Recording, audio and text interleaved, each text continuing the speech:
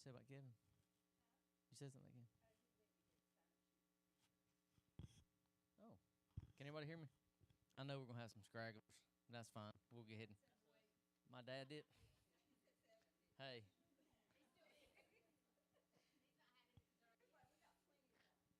I don't have my headset, so he ain't gonna be able to hear anyway, so it don't matter if he's late or not.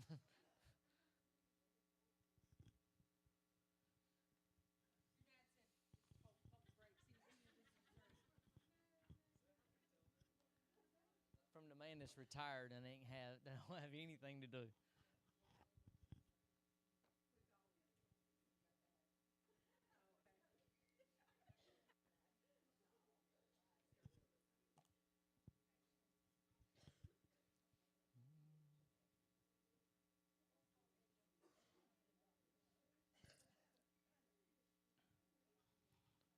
Justin, did you say that the text was in there? The text is in there? Cool. Okay. Cool. All right. I know my dad said wait, but he can speed up. We'll go ahead and start our prayer requests and start that direction. Maybe everybody will be kind of moseyed in by the time we get to the part of prayer. While we're doing that, if you want to go ahead and grab your Bibles, we are going to, you're looking at me strange because I have a microphone in my hand and I feel really uncomfortable. And y'all know I like to move a lot, and I do like this. You're probably not going to hear me from time to time, and I'm going to be in and out, but that'll be okay too. So my headset, because we are back and forth everywhere, I usually have to carry it. And because my card now is not running, I forgot it, and so here's where we're at. That's why we're doing what we're doing. But we're going to be in Proverbs chapter 7. We're going to look at verses. Glad for you to join us. Yep, I'm just kidding. We're going to be in Proverbs 7, and we're going to look at verses 1 through 27. And I know that for some, it's going to be like, man, we have talked about the adulterous woman. We've talked about lust. We've talked about every which way thing we can talk about, and we hadn't yet. And this is one of those topics that can be talked about a bunch, and I'm not here just with an axe to grind or anything along those lines. I teach verse by verse, and so that's why we're doing what we're doing. But I am going to kind of fly over it tonight. It's a very interesting passage in my opinion. Very practical and easy to understand, but there's a lot here that I do want us to kind of look through. So that is where we're going to be. Prayer request.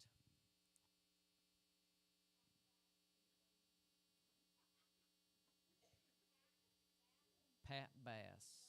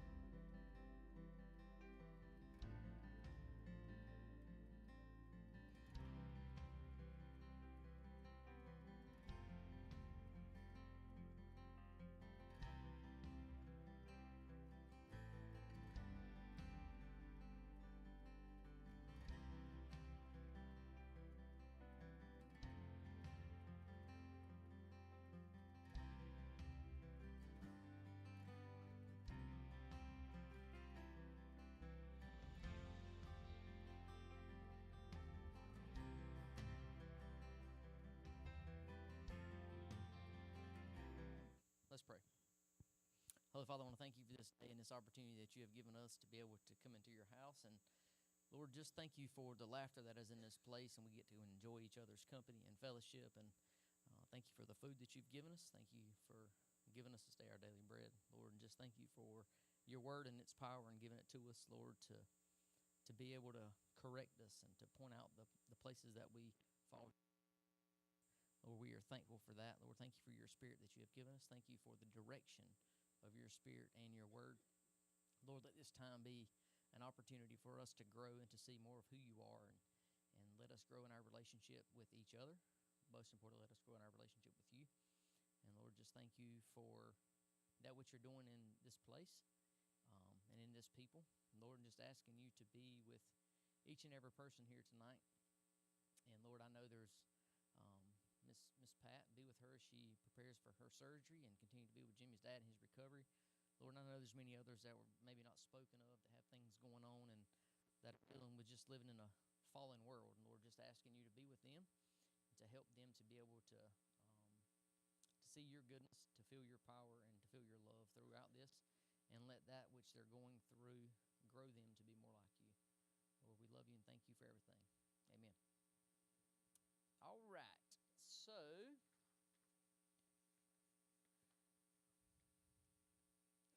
Proverbs chapter 7, we're going to look at all 27 verses.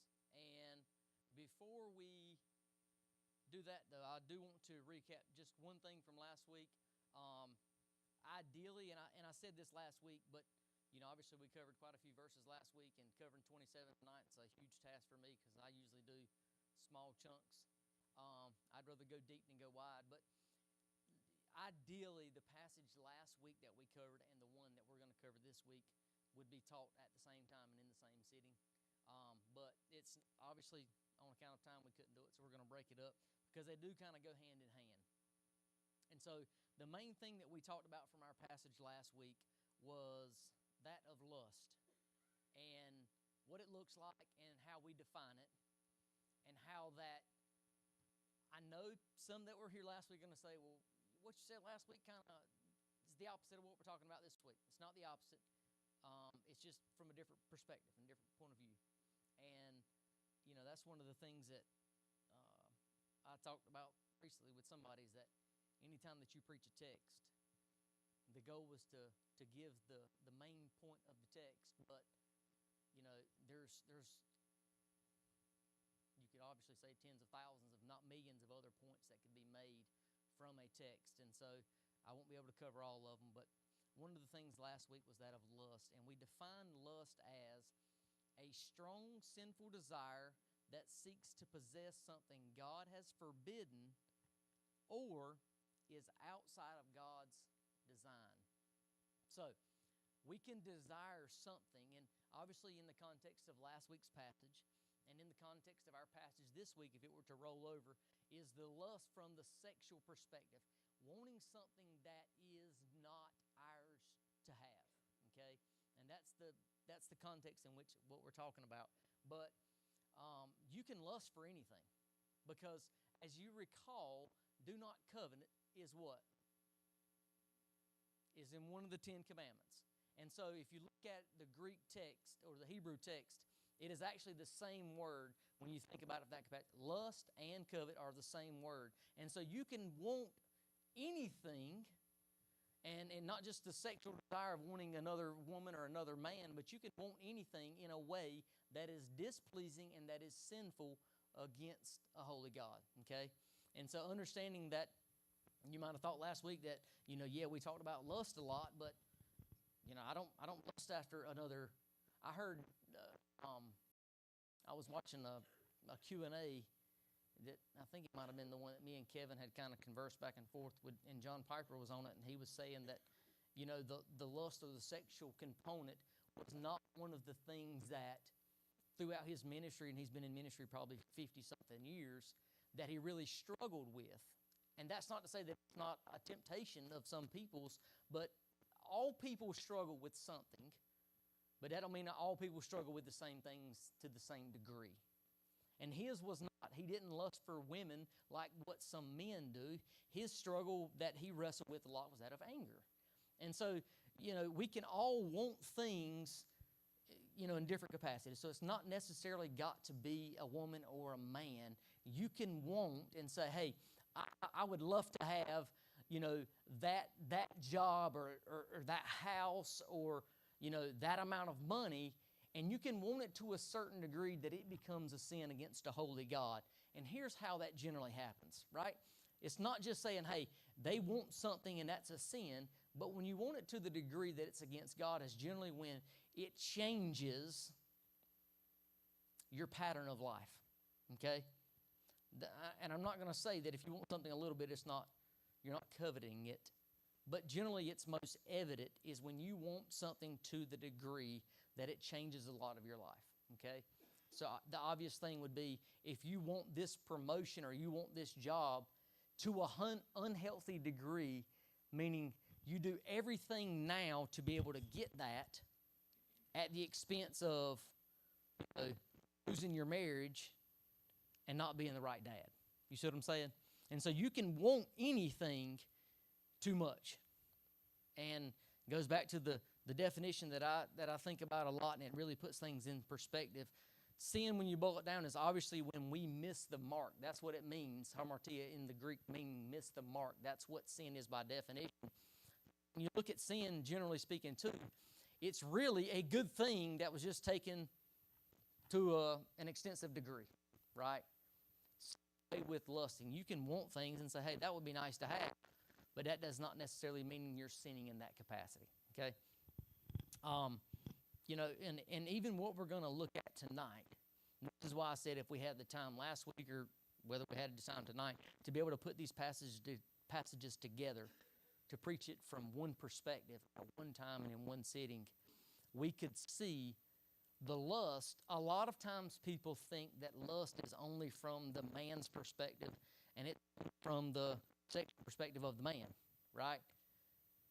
We don't generally think the lust to be a problem of a female. Think about, a lot of times men want what? They lust for females or this promotion or this money or this thing. We don't generally think of females being in that category. It's not to say there's not some, okay? But that's not generally the case. Our passage to what is generally the case in society and flips it upside down, because she is the one, and we're going to see tonight in our text, she is the one that is lusting after and wanting something that is not one of those things that she should be desiring, because she's in a covenant of marriage, okay? And is this something important? Absolutely, because it shows us that this can happen for anybody at any place and at any time, all right? Just because something is not necessarily a struggle for you, don't mean you can't struggle with it, okay? I guess the best example could be, some people, if they ever drink alcohol one time, they become an alcoholic. I think it's 1 in 7, if I'm not badly mistaken. Now, statistics may be changed now, but it's 1 in 7 people that drink alcohol the first time becomes alcoholic. Okay? I'm not getting into the categories whether drinking is a sin, blah, blah, blah. I'm not getting into that. But that's the point I'm trying to make. So you might, even though if alcohol is not a temptation or a struggle from yours, it still might not be a good idea to hang around with a bunch of drunks. You tracking with me? And so just because something is not a struggle, don't mean it's wise, as we've been talking about for the last few months, to immerse yourself in a place that is full of temptation and sin. Okay? And that's why we always say, especially as parents, and especially as parents of teenagers and of, older teenagers, there's just some places that Christians should not be, not necessarily saying that they go it's a sin, but it's just not edifying and healthy, okay? Because even if you don't struggle with something, if you're the only odd man out in that place, the temptation can get strong enough for you to fall prey to that, and then guess what? You end up being another statistic, okay? So, yes, we all need to be mindful of the things that are our greatest temptation, but also just being mindful in general, okay? Maybe it's not men, women, and money. Maybe it's something wholly different. Maybe it's power. And that's the thing, too, I would say being mindful of, is that not just because the sin that you struggle with is not as public as some things, don't mean it's not more dangerous. Some of the most dangerous sins that people struggle with are not necessarily concrete, tangible things, but they're things that destroy families, churches, communities, and lives. Okay? And I would even argue that can destroy all of those, but can also destroy a country. Think about some of the countries just since 1900 of people that were power hungry and what they did just for the sake of being in control. There's been many and millions of people that have lost their life because of that, right? So there might necessarily be something that you can actually touch and grab, but it does not mean that it cannot be a sin that you struggle with and that will actually send you to hell. Okay? So, saying all that, let's dive into our text. Yes, it is a longer passage. I'm going to stop and give a couple comments along the way, I'm sure, but we'll just work through it. Proverbs chapter 7, picking up in verse 1. My son, obey my words and treasure my commands. I know I said I'm going to stop along the way, might as well stop now. So every passage, it seems like, in Proverbs starts with what? My son do this, my son do this. But you know, it resonates every time that I read and I sit down and study and prepare, but this week more so than any, it just did. But I don't want us to miss the beauty of that too. My son, obey my words and treasure my commands. Okay? Here's the thing, and I want us to not miss this. You know, we're not going to treasure something until we first obey that thing, right? And what I mean by that is that we should be praying and we're commanded to do these things. We're commanded to love one another. And until we do that, we won't come to a point in our life where we treasure it and desire it and love it, okay? You're not going to treasure something that you don't take part in, right? Thinking about relationships in general, thinking about marriage, like you're not going to treasure your spouse to the same degree or even at all until you actually spend time and grow with her or him. So in order to treasure something, you need to be obedient, you need to be with it, and you need to honor it. You're not going to treasure God's word, His commands, His laws, His decrees, His church, His people, nor prayer until you actually get in there and take a hold of it and take part in it. Okay? I'm not going to say never because I can't say that definitively, but just generally speaking, I don't know many people at all, if anybody, that has come to love God's word just absolutely in an amazing way and never picks up their Bible to read it. It just don't make sense. Because if you actually love it, what are you going to do? You're going to read it and you're going to do it too, right? And so if you love it that much, not only are you going to treasure it, but you're going to obey it. That's the thing we cannot miss. What Solomon is trying to communicate to his son. He's basically saying this. Look, using me for example. Wait, I don't want you to just say yes, but I want you to say yes to understand why you say yes, but love to say yes. Because when you do that, that's what sticks. And guess what? The yes will still be on the table when Daddy's not in the room. Do you see the difference? That's the key. So, verse 2. Keep my commands and live. Guard my instructions as you would the pupil of your eye. Tie them around your fingers. Write them on the tablet of your heart. Say to wisdom, you are my sister, and call understanding your relative. From a forbidden woman, a wayward woman with her flattering talk. You see, this is the amazing thing to me is that, as I said a while ago, everything that you would think and that we perceive in society, Solomon takes and flips it upside down. It's not because he's just trying to a random example, but he's telling us that like nobody is immune to anything. Okay? That's why I always say, and we're going to dive into this in this passage, one of the things that I have learned in my relationship with the Lord, but learned as a dad, as a husband, and learned as a pastor is be mindful you say never. Because when you say never, you're putting a target on your back, most of the enemy, in my opinion. Okay? Our goal is not to do that, but never to say never. She will keep you from a forbidden woman, a wayward woman in her flattering talk. And then in verses 6 through 27, Solomon is now given, and he's telling us a story, which, I don't know how many people in here actually like to read, but if you do like to read just in general, anything that's outside of the Scriptures, maybe you like to read just general books, theology, or whatever it looks like, this would actually be a good book to read because it's laid out well. And here's the thing I would urge you to do, and just a little Bible study tip. Whenever you're reading the Scripture, understanding who it's written to, and it's not directly written to us. It's written to a people at a time. But with that being said, it's always helpful for interpretation purposes is to try to put yourself in that situation. Okay? Because then you'll better be able to see what's going on. And also this, when you do that, when you put yourself in the situation, not only does it better help you to interpret it, it helps it to stick. Okay?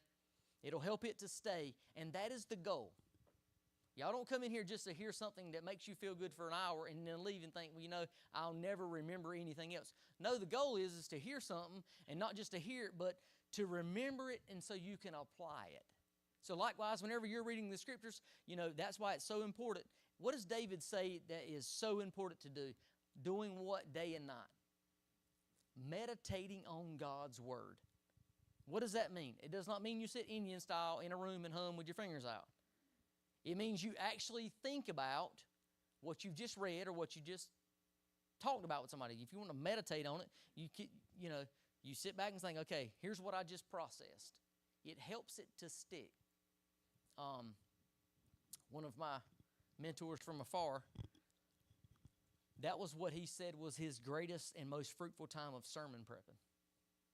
He said, when I would sit there and pore over the Scriptures and I would read and I would try to understand what it meant in its original language and its context, he said, I was just eating it all up. He said, but it really hit home with me, and he called it when I pushed away from my desk and I sat back and I thought about what I just read and studied. It's the same way with us, even if you're not sermon prepping. That's how we make it stick better so that we can better able to apply it. So, now for the narrative.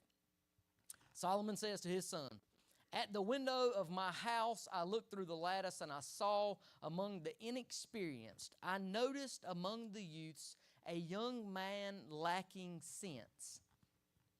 So he's painting a picture. He's telling his son, look, I'm looking out through the window, and you ever just looked out and you've seen the foolishness and you're just like, man, they're walking into it right now. It's kind of like watching them YouTube videos where you see a dude, he leans a ladder up against another ladder and then keeps climbing. In that moment, he don't see it, but what you see is what? He's about to fall and he's going to get hurt, right? Like, this is what's happening here. Solomon is painting this picture like, I see it even though the person in the story does not see it. And that, too, is important because that's the difference between the wise and the discerning and the fool. When you can step back from a situation and be able to see what the person in it is not seeing. Okay? Now, this is important too. Not just being able to do that, but not critiquing the ones that are not seeing it. Because that can do a couple things. First, if you see somebody doing something and they're actually playing the part of a fool or being a fool, instead of critiquing, you may need to critique, but how you do it is important. Because you may come across as self-righteous, which shuts that person off to what you actually have to say to them. Okay? Maybe that's not you now, but that was probably you at one time in life. Okay?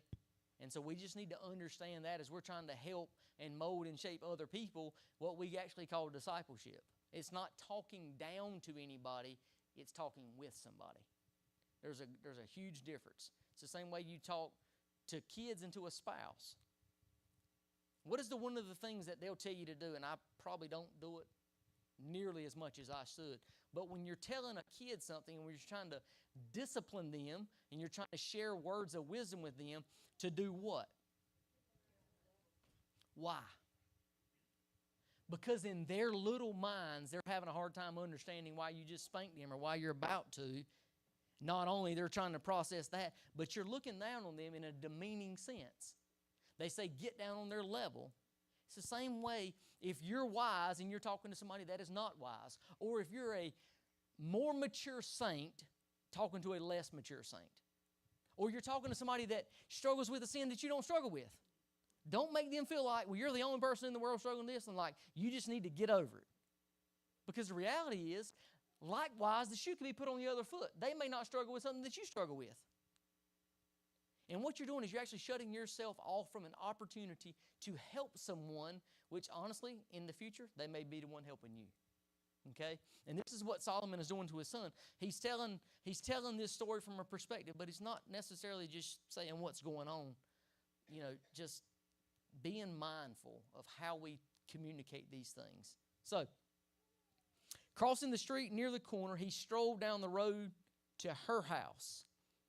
At twilight and in the evening, in the dark of the night, a woman came to meet him. So the first time, raise your hand if you read this passage before tonight. A couple people? Okay. When you first read it, what was your first thought? Like the whole passage. A lot of times we'll read through a passage, and I catch myself doing it like everybody else, y'all. I know sometimes y'all hear sermons, you're like, I don't know where he got that from. You just need to get you some commentaries. I'm just kidding. So here's the thing. Like, a lot of times we zip through a passage and we miss, like, some of the main things that are there. This is one of those passages. When you see the things that she says, the things that she does, and the preparation in which she takes to get what she wants, you could easily read this passage and say a woman came to meet him dressed, or you could say a woman came to meet him that was a prostitute. And you automatically say, well, this ain't got nothing to do with me. But what we need to see here is that Solomon's not saying that this woman, even though she's acting like one, she's an average woman, it seems like, that has money and she gets what she's wanting. And guess what? She's not a prostitute. Because a lot of times when we see things like that, we automatically say, well, this has nothing to do with me. I can't relate to that. No, we can all relate to this person. Okay? She was dressed like a prostitute. And yes, we're going to get to that in just a second. Not the prostitute part, but how you dress.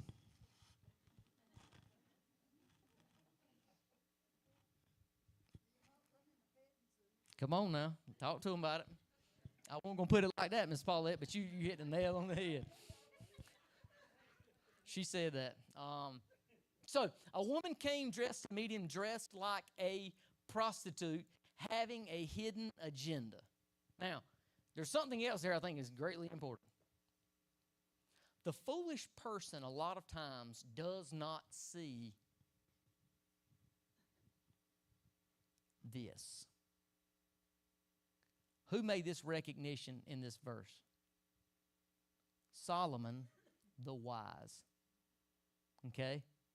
Because this is important, y'all. A lot of times we want to say we know what people are thinking, and we do not. I learned this lesson from Dr. Mark Deaver, the pastor at Capitol Hill Baptist in Washington, D.C. Some time ago. I heard him give a talk. And the guy that was interviewing him said, you know, can you share some things about your leadership philosophy? Because he's been at a church that is literally like one block from Capitol Hill for 35 years. Like, not been wrecked with scandal, like has a very healthy church, spiritually speaking, and a very vibrant church in one of the busiest places in the world that has some of the most powerful people in it. But he honors the word, and, you know, neither here nor there. They asked him, what is your philosophy on leadership? And he said, you know, one of the things that I always strive to do is not to assume somebody's intentions. And I got thinking, I said, I'm guilty of that. Because we always say, like, somebody did this because of that. When in reality, you don't know what actually went on between their ears and in their heart. Okay? Well, Pastor, how do we use wisdom and discernment? You hit the nail on the head. Wisdom and discernment does not tell you what somebody's thinking, but it gives you the ability to be able to see the patterns of their life. Do you see the difference? If I do something one time, and then the next time that I'm faced with that, don't assume what I'm going to do because you don't know. You don't have enough evidence, nor do you see a pattern of that in my life. So instead of always us, now this is different now. Trick question. Some of you probably heard me preach a sermon on this before, and so it won't be a trick question. Are Christians supposed to judge? Is there a difference in being judgmental and judging? Well, ain't y'all a bunch of scholars? Y'all were listening. I'm proud of y'all. So what's the difference?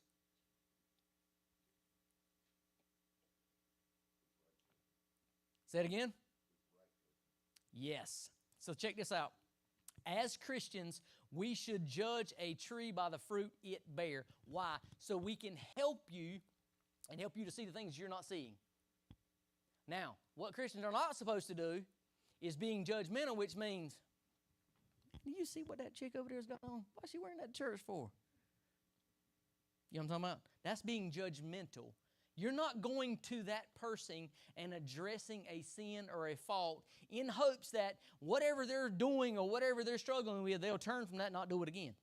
There's a difference in being judgmental and judging, okay? And so we need to understand that with the hidden agenda. We don't know what people are thinking. We should not be judgmental. But yes, as Christians, we judge. So if somebody comes to you privately first with something you're struggling with, don't be like, well, who are you to tell me?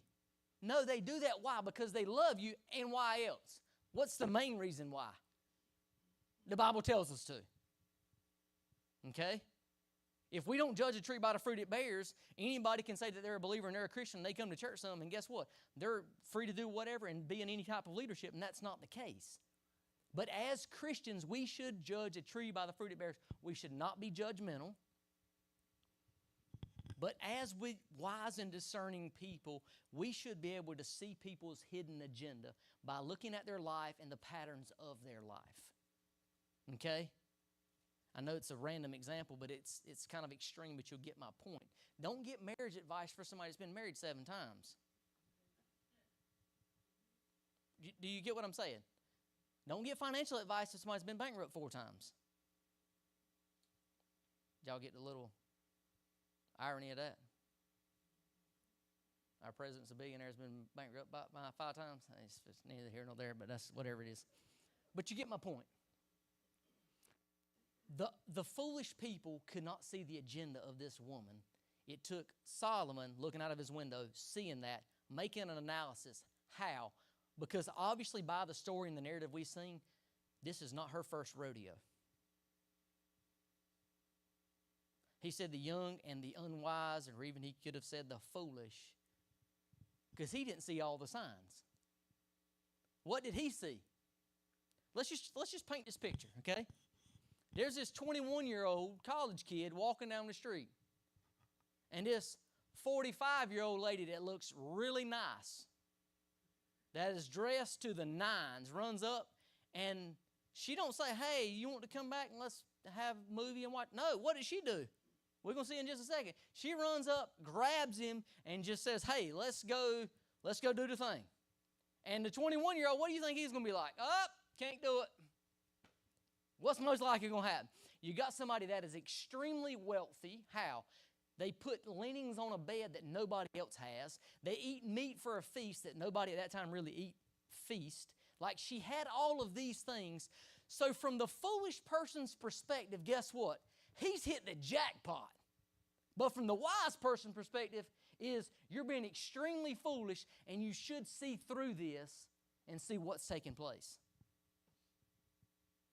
Right? If you were that 21-year-old, you'd say, what makes me any different than anybody else? Did you notice also what the passage talks about? We're going to get there in just a second. for those who have read it. She had planned all of these things. When? After the fact or in advance? So it made it look like that, I ain't going to say that this guy was not the one, but there was going to be a victim that night, so to speak. And there's a deeper thing here for us to see. As modern, I'm going to say it, and you're going to say, well, not me. Yes, you. Modern, rich people, we had the same mindset that she had. I get what I want.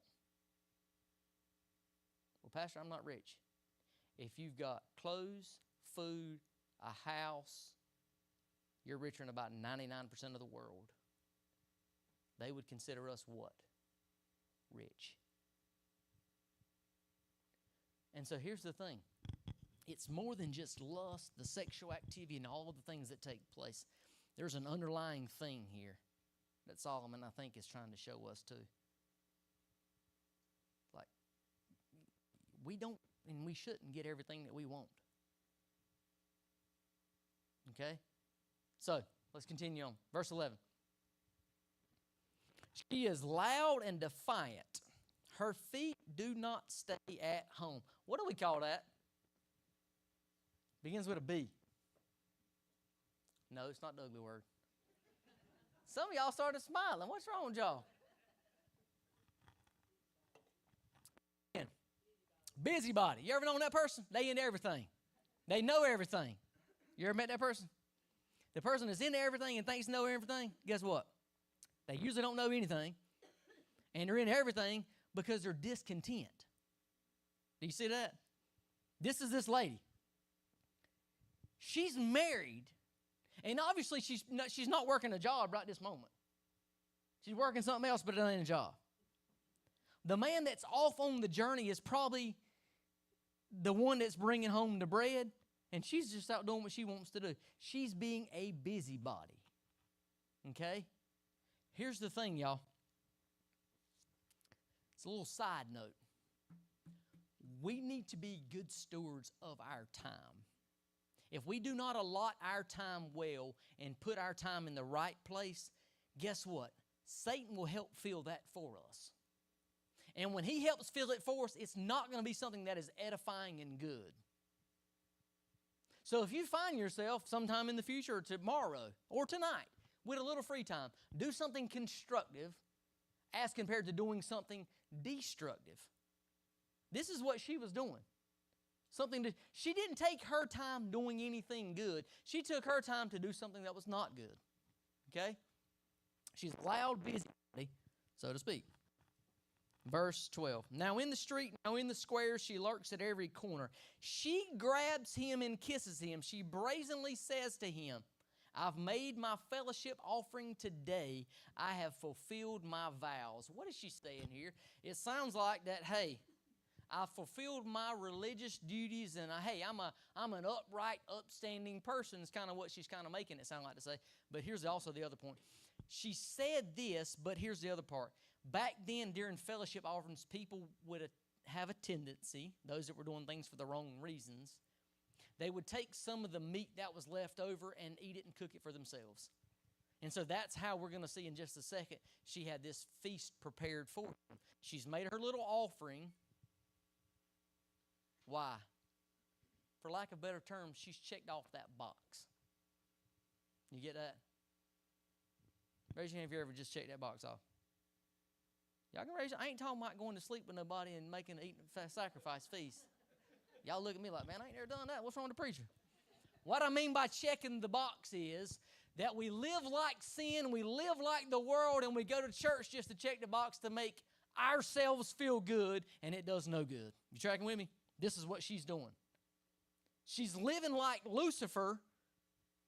She's living like the devil, but she wants to check that sacrifice box to look good by some, except for the ones that actually know her. And here's the thing I'm trying to drive, y'all. You going to church and you checking a box, or you even looking good and having a lot of stuff, is not going to get you into God's heaven. It's going to get those words, depart from me, you workers of iniquity. I never knew you. Okay? Now, our life is not about like working to make ourselves look good. Our life is about loving Him, serving Him, and as a result of that, we're going to do work, but it's going to be good and edifying work that's going to be upbuilding and not tearing down. So look at your life. Like, think about your life as a whole. The things that you do, the places that you go, is it edifying? Is it building up for the masses? Or is it mostly a self-fulfilling thing that you do? Because this is what she's doing. I'm serving me and mine, and that's it. Verse 15. So I came out to meet you, to search for you, and I found you. I've spread coverings on my bed. And this is how we get the idea that she's wealthy. I've spread richly colored linen from Egypt. So back then, if you got the linen from Egypt, that's a telltale sign there. But the color was meaning this. It was not just some old cloth that they had put together, but it was dyed cloth. And if dyed cloth was more expensive, right? And this is what she's basically luring this young, foolish man by what? Her words and her possessions. This is the actual trick of the enemy. That's what it does. Tries to fool you with eye candy. Until what? It gets you reeled in, and then when it gets you reeled in, then it's going to throw along the tagline of what it actually brings. And this is what she does, because we're going to get there. Verse 17. I've perfumed my bed with myrrh, aloes, and cinnamon. Come, let's drink deeply of love-making until morning. Let's feast on each other's love. Now, what verse are we on right now? That was 18. What's next? What's 19 say? Y'all see what happened? Everything from verse 1 to 18 was, Solomon kind of giving the warnings, but then pretty much from verses 6 through 18, it's her, we could say, being the sin and the temptation, casting the net, pulling in the prey, but only talking about the good things that this is going to give you. It's never led with that. Professor in college used to always say, sin will keep you longer than you, and it'll cost you more than you wanted to spend. That's what sin does every time. It'll keep you longer than you want to stay, and it'll cost you more than you ever wanted to spend. See, here's the other thing too, y'all. We miss this. We think this is all about this dude, and she's just wretched, and she's just out living life and doing all these things. Yes, yes, and yes. But here's the problem too. This is costing her as well.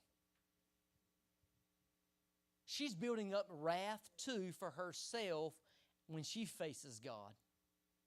But it's costing her in the temporal. Because she's pouring out all these extravagant things just to fulfill her wishes, but just for a moment. The thing that she thinks she's going to get, she thinks is going to appease her for the long term, but guess what? That's not going to be the case. She may be pleased for a while, but as we noticed, the guy looking through the window said, look at this foolish guy going down that road to that woman's house, meaning this is not her first rodeo, which means, hey, Billy, Bo, you about to go over there and destroy yourself, and she's going to do it to somebody else tomorrow. Don't buy into the temptation. Don't buy into the lies. Satan, get this, y'all. Don't miss this. Satan does not invent new ways to deceive people. It's the same thing. Every now and then he'll put a little different mask on it. We see it here. It's the same things. It's nothing new. Verse 19 said, my husband is not home. He went on a long journey. He took a bag of silver with him and will come home at the time of the full moon. So here's what she basically said. Like, this young guy most likely was like, all right, I'm kind of bought in, but they got to be a catch. Like what are we doing here? This is just like, for lack of better terms, this is like fantasy type stuff for me. And so he's probably got a little bit of a timidness about him. And then she puts the nail in the coffin right here and said, hey, okay, yeah, I'm married, but hubby, he's out for a while. We good. So now he probably had a little bit of guessing around, and that's gone. And by this time in my mind, hook, line, sinker, and for lack of better terms, this young man right here, y'all, is already, not physically, but mentally and spiritually, he's already undressed at her house. Do you see now how this passage ties together with our one last week? Now, I said last week too that a lot of times when somebody falls into infidelity, it's not I wake up one morning and it happens this afternoon. It's generally not how it happens. Well, Pastor, ain't that's what happened in our passage tonight? No. Now, that young man didn't fantasize about her last night and didn't wake up thinking about her this morning. He might not have never known this lady. But it was obvious by the things that Solomon has communicated to us, this was not the first time she's thought about it. Why? Because before she went out to find him, she had already made that bed with those linen garments. She had already put the stuff on there. She had already dressed to the nines, and she had already had the meat prepared and ready for the feast as another part of her enticement. And she already had her speech laid out about, hey, crossing all of my T's and dotting all my I's. Therefore, as I'm saying, there was that lust component in the mix. Now, get what I'm saying here. It takes two to tango. Amen? Y'all scared to say it? It does, okay? So, was his hand forced? No. But here's the thing. She was the one that had lusted in her head and in her heart and went for what she wanted. And you know what she found? A foolish victim that was not solidified in his faith. This is why it's so important for us. Okay? You may not struggle with some of these things. Somebody else may come at you. But if you're kind of timid and weak in what you believe and why you believe it, you'll easily fall. This is why I say that before a kid, and I'm going to call him a kid, I don't care how old you are. I know at 18 you feel like you're 9 foot and bulletproof. But you don't know nothing about life. You know what I'm talking about? That's why I say, before you go off to the lion's den, and I'm not calling all colleges like that, but a lot of them, you need to be pretty well solidified in your faith. Because when you get there, you're going to meet people like this. And if you're not grounded, guess what? It ain't going to take much for you to topple.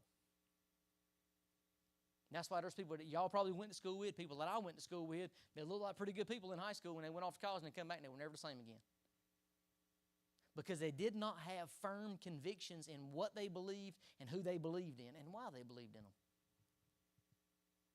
If this guy right here, I'm not going to say that he wouldn't have struggled with it, but if this guy right here was more grounded in his faith and in his relationship with Yahweh, then guess what? He could have seen the same thing that Solomon seen looking through the window, but maybe just from a different perspective. He could have seen this lady come up to him and be like, too good to be true, this is not looking good. He could have also thought, let's just think generally speaking, there's a weird reason why this middle-aged lady that's got all this stuff, why is she looking for a man and where's her husband at? Or, if she ain't married, why not? And why me? So here's what I'm getting at, okay? I'm a little counting, and I'm going to probably miss my number. Let me see if I can find it real quick. I probably won't. Red flags, okay? There's 10 red flags in the first 13 verses. 10 red flags. She come up and kissed him. She was defiant. The way that she was dressed, the things that she was doing and has done. And that was just a quick count that I done yesterday. Pretty much after I had So what am I getting at? The wise and discerning person can see through those things that others cannot. If he was in a right relationship with the Lord, and he had a little bit of spiritual wisdom and discernment, he could have seen through all these things.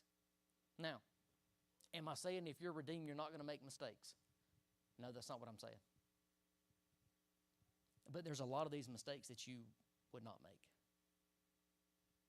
And this is why, as we'll carry on, and I'm going to finish out these verses, that pretty much Solomon is saying, like the wise person, that when they're faced with temptation, let's just think about like this right here's an intersection. When they're walking, if they have to absolutely go this way, when they're walking, they don't even entertain going down this direction. That's what the wise person does. If you know something is even a remote temptation, or if you know there's going to be a room full of temptation, if you don't struggle with the things that they're going to be doing, you still don't need to go that way. Don't go down there and say, you know what, I'm pretty mature in my faith. I'm pretty grounded in what I believe. Okay, that's good. Keep it hot and keep going straight. Don't do that. Who talked the most about love, marriage, and sex in all the Bible? Who? Solomon. How many wives did he have? 300. How many concubines? What's that total? He crazy. So get this. The man that was known as probably, besides Jesus, was identified as one of the wisest men that have ever lived. And guess what? He was communicating, don't do that. But yet he did. Why? Because even if you are mature in your faith and you are these things, sometimes when you're faced with a temptation and you get committed to it, you may not have it in you to turn around. Solomon is a life illustration of it. Don't go there because it's downhill. I started listening to it, but I didn't get to finish it. God was giving a talk on Song of Solomon, some of the lessons that you could learn from Solomon. And one of the key things that obviously we could learn from Solomon in Proverbs and in Ecclesiastes and Song of Songs was how important it is in dating and picking your partner in marriage. Because that person that you date, and I'm going to tell you, a lot of people don't like this and they think, well, that's just, you're being ridiculous, Pastor. Call it what you may. If you date that person, they better be marriage material. And in order for them to be marriage material according to the Bible, then guess what? If you're redeemed, they should be redeemed. Otherwise, you're unequally yoked. Well, I'm going to change them. You ain't going to change them. You can't change nobody. Because what will eventually happen if you're not careful, if you do that thing, you're going to be sitting in somebody's office one day and be like, I just don't understand why. I do. Because you were not wise and discerning in the dating premarital part when all of these things were obvious and evident, but you let your eyes talk more than your head did. They may have looked good, but you thought, hey, we can work through some of these things. Because a person that is unequally yoked is going to have a different worldview, and they're going to do some things that are just absolutely different from a structural perspective in life. And so being mindful of this. Verse 20, we'll finish out and I'll be done. Verse 21. She seduces him with persistent pleading. She lures him with flattering talk. He follows her what? What does that mean? Basically, when you looked at it, and I defined it in my notes, but I'm not going to turn it on count of time. Basically, what it means is that he didn't take time in the moment to stop for a second and to think about what was actually happening. It's like saying, there's a bear trap, but I'm not going to stop and say, if I step in that, it's going to clamp on my foot. It's like, I just keep on trucking. That's exactly what he did. That's what impulsive thinking does. A majority of the time, if you do something impulsively, you're going to reap the consequences that you could have otherwise avoided if you hadn't made it impulsively. And this is what Solomon is saying here. He follows her impulsively like an ox going to the slaughter, like a deer bounding toward a trap, until an arrow pierces its liver, like a bird darting into a snare. He doesn't know that it will cost him what? How is that? That's an awful bold statement, ain't it, Pastor? I'm going to tell you this. Whether he's married or unmarried, she is obviously married. But these types of relationships and these types of little rendezvous, they change people for the rest of their life. She might didn't leave her man. She might have stayed with her man, and he might have got married and was happy. But here's the thing. These types of things always have to be given account for. 1, 2 is there's always going to be a part of you that you have gave to somebody else that you shouldn't have. Now, sons, listen to me and pay attention to the words of my mouth. Do not let your heart turn aside to her ways. And then when it said a while ago, that's why I was giving an illustration of turning on that. Do not stray onto her path. For she has brought many down to death. Her victims are countless. Her house is the road to what? Sheol. To the grave. To hell. Descending to the chambers of death. That's not to say that if you fall into sin that you're automatically going to bound and you're about to burn up the gates. It's not what it's saying. But what it is saying is that life, if not mindful, you get into that pattern that we were talking about as what she had, is that her methods and her motives were hidden from him, but was obvious to Solomon. When you get into these patterns of life, that's how we can look at passages of Scripture and say, redeemed, unredeemed. It's not by the one sin that they committed here or there, but it's the life that tells the story. And that's what this is saying. I'm not telling you to go try it one time and then just repent of that and then you're going to be good. No, that's absolutely not what I'm saying. But what I'm saying is this, is if you buy into a lifestyle, maybe it's this or maybe it's something else.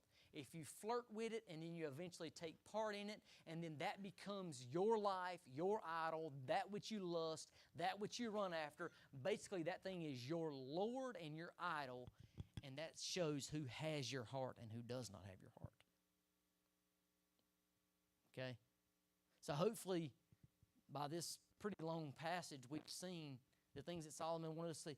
Not just the temptation, not just the lust, not just what the enemy does, but seeing it from the perspective too that you can want things that are actually good things that has nothing to do with sex and still be in grave sin for that. Everybody good? Let's close in prayer. Father,